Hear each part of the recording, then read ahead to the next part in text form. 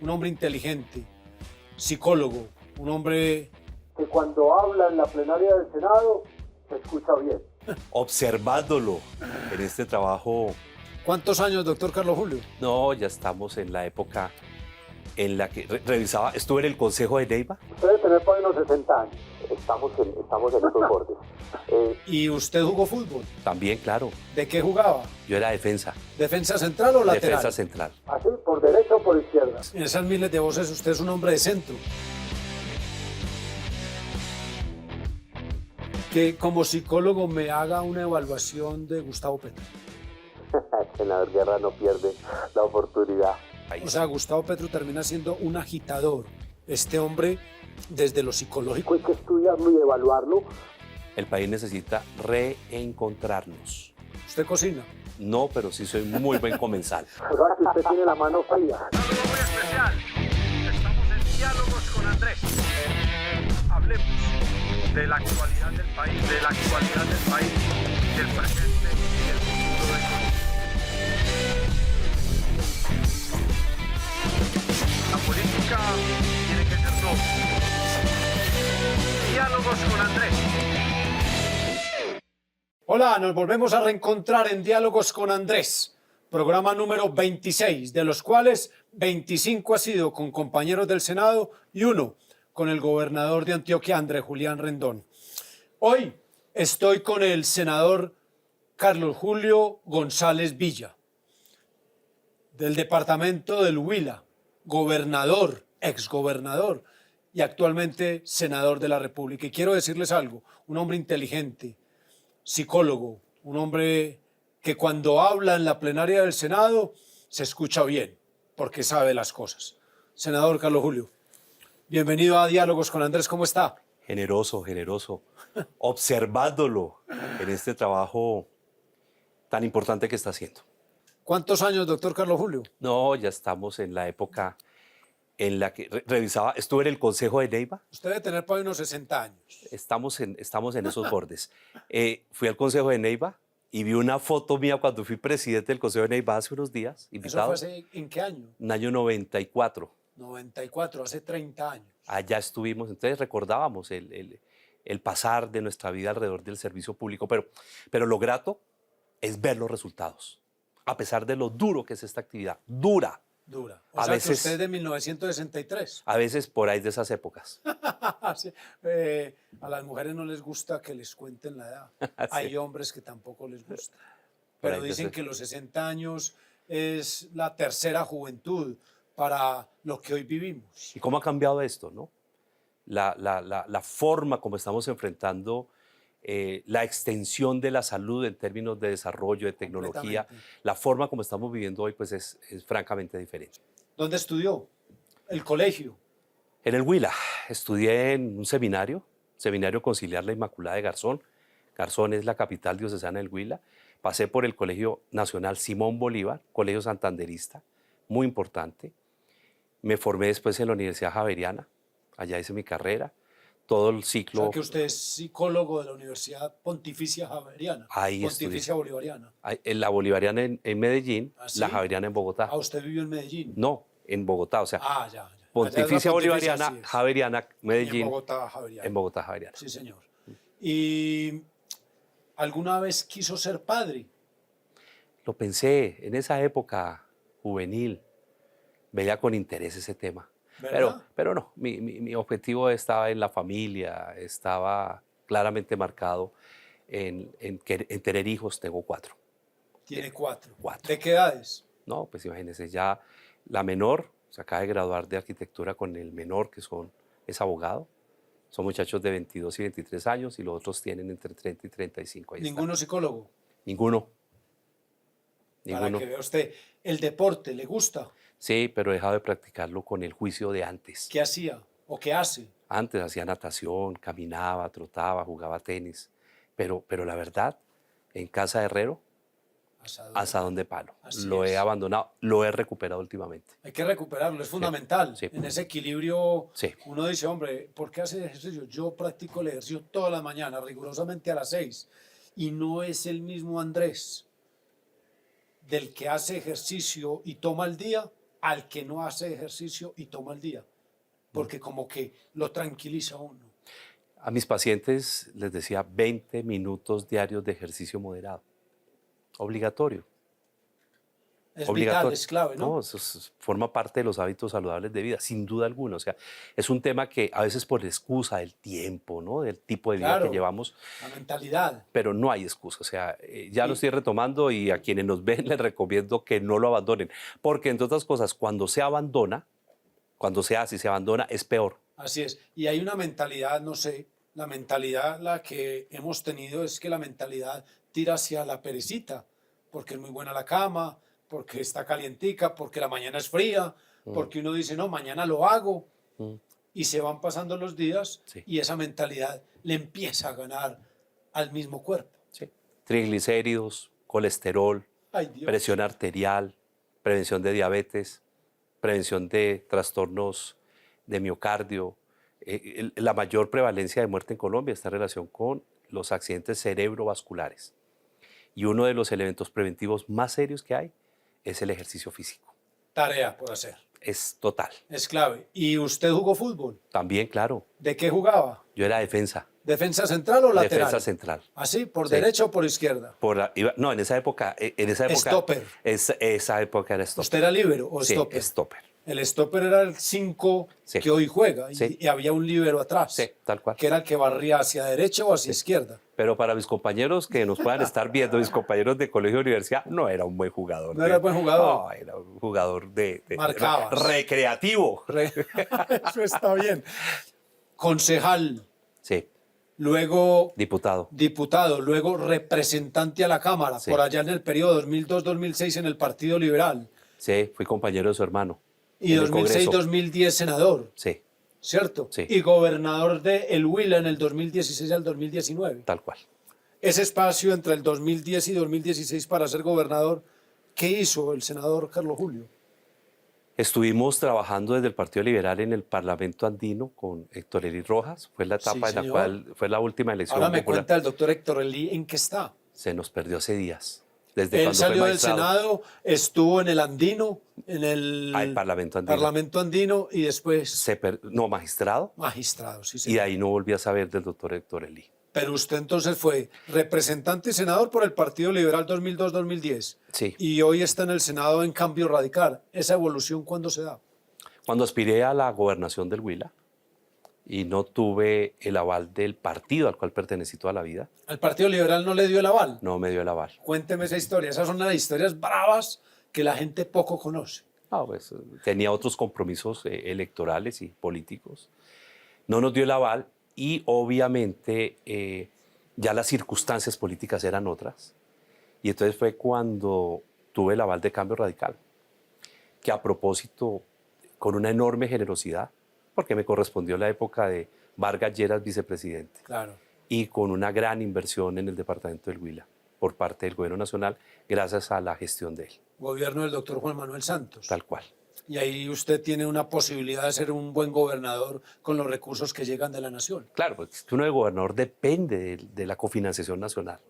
Y esa es la discusión seria que se está llevando en el Actual, Congreso hoy. actualmente. O sea, ¿cómo descentralizamos este país? ¿Qué opina de ese proyecto que se No, yo lo- votó hace pocos días y hay una crítica de quienes desde la economía dicen que es una catástrofe lo que está planteando el Congreso, pero el Congreso trata de decir, hombre, desde el 91 hay una condición de descentralización que no se cumple en la región. Expliquémoslo claramente.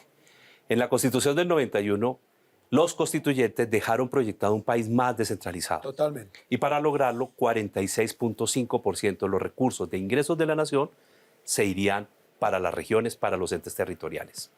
En un acto que modificó la Constitución del 91, en el año 2000, se redujeron y quedaron en el 21%.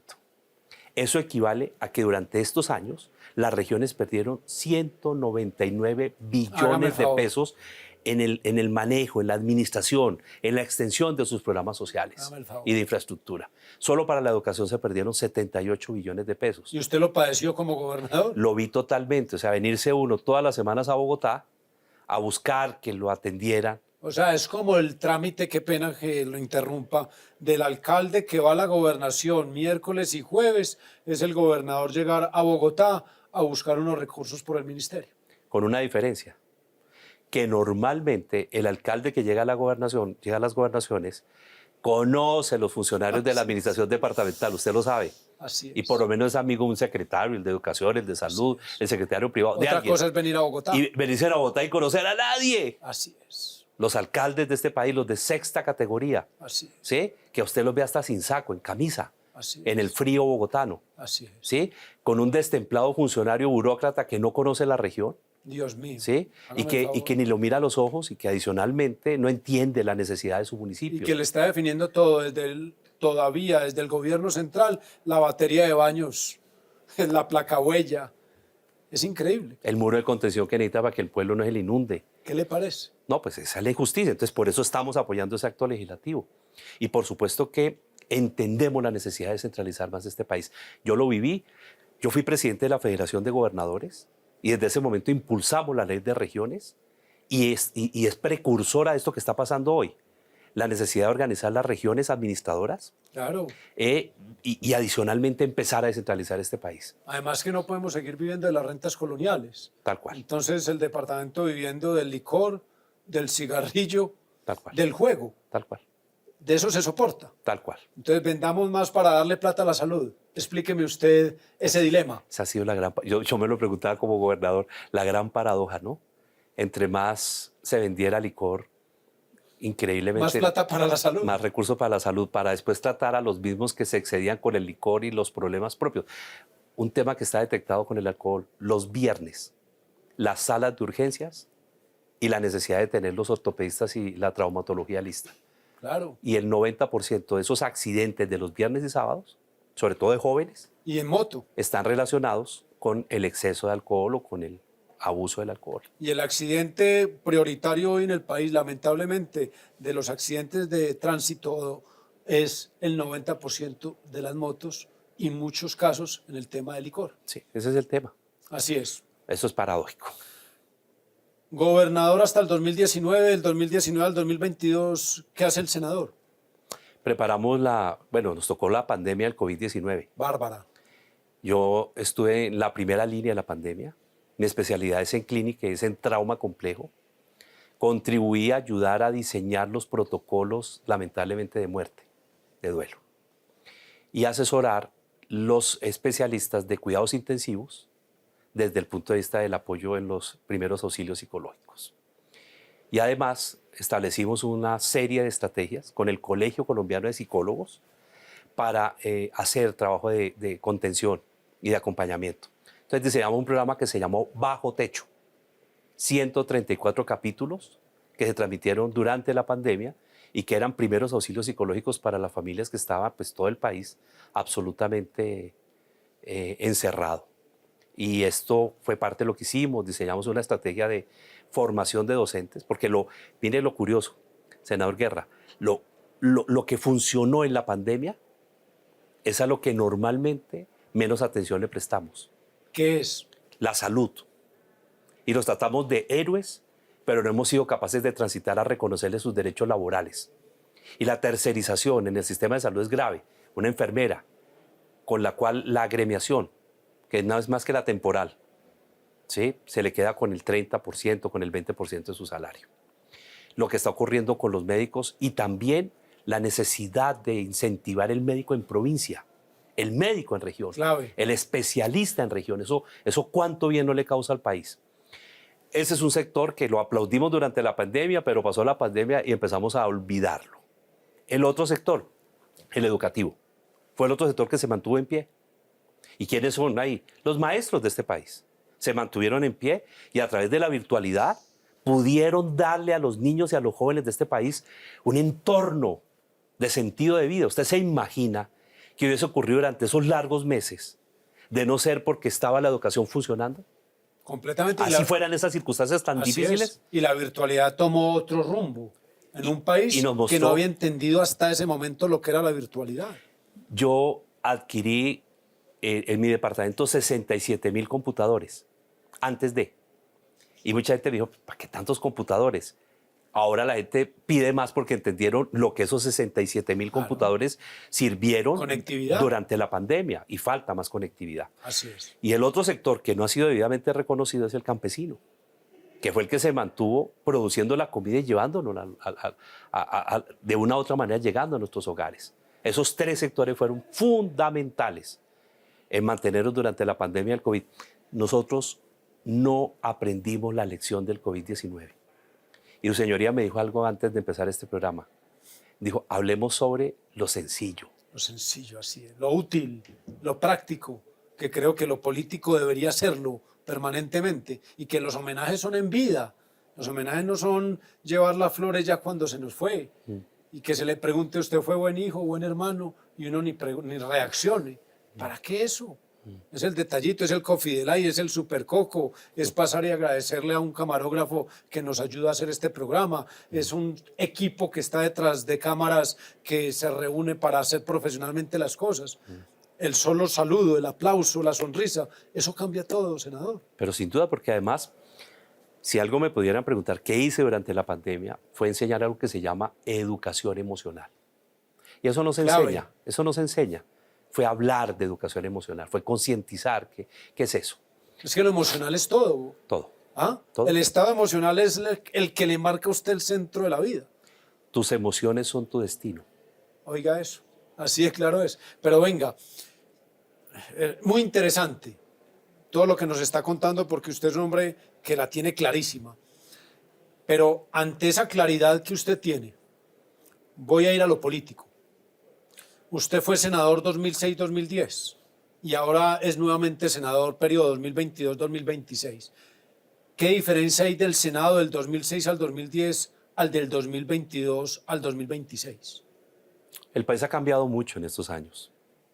Yo creo que usted debe estar impresionado con este Senado. A mí, se lo digo, yo lo miro porque estamos en puntos diferentes. Yo estoy en la primera línea por allá, por el lado derecho, y usted está en la parte de la nave central, en la parte de arriba. Pero yo digo, ¿qué estará pensando el senador Carlos Julio, como psicólogo, del Senado del 2006 al 2010 a este Senado de ahora? Podría tener un testimonio muy concreto de hacer esa lectura. Sí, ha cambiado. En muchas cosas ha cambiado positivamente porque hay más pluralidad de representación. Eso está claro. Hay más voces de diferentes sectores de un país. Hay más vestimentas. De un país tan diverso como el nuestro. Hay más colores. Hay muchos más colores, sin duda alguna. Pero lamentablemente se ha cambiado en tres cosas en lo negativo. Las otras son muy positivas. Ha cambiado en la ausencia de argumentación y rigor en la discusión parlamentaria. Lo ha dicho usted constantemente. Ha cambiado eso, ha cambiado la profundidad del debate parlamentario. O sea, ya hoy siento que le hablamos a la Cámara y a nuestros propios seguidores, pero no hablamos entre nosotros y no discutimos con argumentos, no discutimos desde las orillas ideológicas. O sea, ¿qué son los partidos? Son plataformas que diferencian la manera de concebir la vida y desde la vida de concebir la acción legislativa. O sea, que muchos compañeros están pendientes del martes porque hay televisión o de los 3 minutos que se les da para que lo escuchen y no profundicen lo que hay que hablar y es práctico en la plenaria del Senado. Estamos fallando en eso. En lo segundo, lo que estamos fallando es en la capacidad, y es consecuencia de lo primero, de escucharnos. No nos estamos escuchando. Y lamentablemente, no quiere decir que todos, ¿no? Ni en todo momento, claro. pero suele ser una tendencia a no escucharnos. Y la tercera es que lamentablemente vivimos un periodo muy difícil, en donde el Congreso mismo ha perdido esa conexión de sentimiento de la opinión pública. Y a veces pareciera que estamos desintonizados, lejos de. Muchos colombianos no se sienten representados en nuestras voces. Algo tendremos que hacer o seguir haciendo, esto que estamos haciendo hoy. Profundizar, llevar un mensaje mucho más tranquilo y permitir que se nos observe en las diferentes facetas de lo que cada uno de nosotros somos, porque representamos miles de voces. O sea, cada uno de nosotros representa miles de voces. En esas miles de voces usted es un hombre de centro. Sí, definitivamente. Y cuando alguien nos escucha en Diálogos con Andrés, dirá, ¿pero qué es el centro? Para Carlos Julio, ¿qué es el centro? Es una visión que parte del equilibrio entre las dos posturas, en donde siempre hemos dicho que el equilibrio de la vida está en el centro. El ombligo. La vida nunca es ni blanca ni negra. De hecho, incluso la visión misma para poder desde la retina hacer la transducción de los colores se produce a través de un gris. O sea, la vida tiene eso. Y nunca nada podrá ser el extremo de lo que es, porque los extremos siempre tienen como consecuencia la radicalización. Y la radicalización impide escuchar al otro como legítimo otro en convivencia con uno. Entonces el centro es una legitimidad de aproximaciones a reconocer. Puedo enseñar, pero también puedo aprender. Senador, usted y yo tenemos un lugar común. Usted en el 2006-2010 fue opositor en el Partido Liberal Álvaro Uribe. Usted en el 2022-2026 es opositor a Gustavo Petro. O sea, en los dos periodos que ha estado en este Congreso ha sido opositor al gobierno. Yo he sido opositor al gobierno de Juan Manuel Santos. Fui opositor al gobierno de Iván Duque siendo de Centro Democrático y hoy soy opositor a Gustavo Petro. En esa oposición, ¿cómo poderse sostener en un país donde ser opositor es muy difícil y donde es muy desigual? Hemos tenido que triplicar los esfuerzos legislativos. En este momento ya tengo 11 proyectos de ley de mi autoría. Hay uno muy importante que introduce la educación emocional en la educación colombiana. Hay otro que trabaja la formación de los maestros y las maestras, la formación docente en Colombia. Y así sucesivamente, o sea, una serie de proyectos que están muy relacionados con educación, con salud mental, con el ejercicio del desarrollo humano. Y nos ha tocado triplicar lo que usted y yo hacemos, visibilizarnos a través hoy de estas nuevas plataformas que permiten que los ciudadanos sepan que aquí también cada vez que tomamos una decisión, Totalmente. transformamos vidas. Así es. Algunas personas esperan el asunto personal, esperan el favor personal. Pero Sí. cuando logramos explicar que cuando usted vota una ley, que cuando usted introduce un artículo, que cuando usted introduce un parágrafo, que cuando usted discute algo que no comparte, que cuando la dignidad se impone en la manera como usted lleva a cabo su debate y porque siente que está representando a los que confiaron en usted para que llegara acá, empieza esa persona a decir, sí, de pronto no me hizo el favor a mí, pero lo que acaba de hacer es más importante. Y le voy a contar 3 cosas de mi periodo anterior. Pero eso es una transición difícil. No, dura. Y para el político y para el elector. dura. Me dijo una persona en una intervención en Neiva hacia el Senado. Me dijo, bueno, yo toda la vida aquí en mi comuna lo he apoyado, una comuna de Neiva. Y yo quiero saber, pues usted realmente en qué me ha ayudado a mí. Constantemente nos hacen esa pregunta. Y yo le dije, yo sí le ayudé. Dijo, no, pues dígame en qué, porque yo no recuerdo, me dice la Claro. líder. Le dije, en que hoy tiene un hospital aquí en esta comuna. Y yo le quiero hacer es una pregunta. ¿Alguna vez usted ha utilizado ese hospital que está aquí en su comuna? Entonces la señora me sonrió porque ya sabía para dónde iba. Y dijo, no, es que usted hizo, no me ha servido. Así es. Entonces, ¿alguna vez? Porque se piensa en lo individual. Me dijo, sí, la verdad sí. ¿Cuántas veces ha ido? Entonces le dije, no, dígame, 1, 2, 3, un hijo, un nieto, el esposo, ella, como 15 veces. Le dije, ¿y alguna vez fue muy grave lo que vivieron? Me dijo, sí, una vez mi esposo se infartó. Y ahí fue donde le salvaron la vida. Claro. Le dije, bueno, le he servido. Claro, totalmente. Yo no puedo dejar irlo, siendo un hombre psicólogo, que me haga un... Oiga, son un trueno. Yo creo que ese trueno viene con la carga emocional de esta pregunta. Que como psicólogo me haga una evaluación de Gustavo Petro. El senador Guerra no pierde la oportunidad. Yo tal vez diría algo. Desde la franqueza. Sí, tal vez diría algo. Estamos en un momento muy complejo como sociedad, con un aumento enorme de la violencia en todas sus dimensiones. Violencia intrafamiliar, es uno de los primeros delitos en Colombia. Violencia escolar, tercer país en el mundo con mayor violencia escolar dentro de los países de la OCDE. Ciberbullying, estamos ya conquistando los 2 primeros lugares en América Latina. Violencia social, violencia en todo, violencia en la conducción, Claro, en las carreteras, agresivos. en las calles. Hay una enorme agresividad, hay mucha Totalmente. violencia. Y creo que lo que está ocurriendo desde el discurso público, de una u otra manera, profundiza esa violencia. Ayuda, ambienta. La profundiza. la normaliza y de alguna manera la convierte en un vehículo de la relación humana de nuestro país. O sea, Gustavo Petro termina siendo un agitador a ese espacio. Qué importante que respiremos, Que le escondieran el celular, como decía el presidente de la Cámara. o por lo menos que empecemos a entender que nos podemos encontrar de diversas formas en diversas cosas. Por ejemplo, yo comparto en la reforma a la salud la necesidad de mejorar la prevención y la promoción Completamente. como eje, y creo que podríamos estar totalmente identificados. Completamente. Bueno, pongámonos de acuerdo cómo lo hacemos, sin devastar el sistema. Pero ahí es donde uno se pregunta, doctor Carlos Julio, cuando habla Gustavo Petro del Acuerdo Nacional en Cali, 15 de marzo de este año, y le dice al país que el Acuerdo Nacional está agotado. Y yo le hago la pregunta a un hombre que es serio en la plenaria del Senado, si usted ha conocido un párrafo del Acuerdo Nacional de Gustavo Petro para que le dijera al país que estaba agotado. O sea, ¿qué nos quiso decir a los congresistas? No lo han querido estudiar. Y eso no era cierto.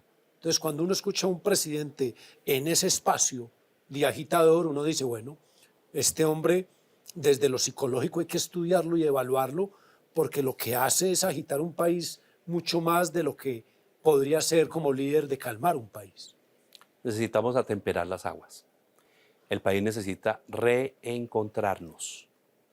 De verdad, de verdad, de verdad. O sea, necesita reencontrarnos. Yo creo que una de las cosas que lo reencuentra uno es la cocina.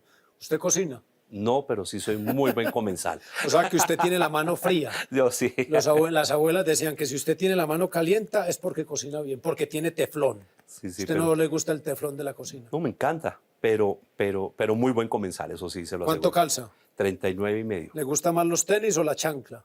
Los tenis. Los tenis, en el calorcito Sí, de Neiva. sí, sí, sí. ¿Se sintió cómodo? Sí, muy cómodo, estoy muy contento de estar aquí. Cuando el doctor Muy Carlos bien Julio me acompañado.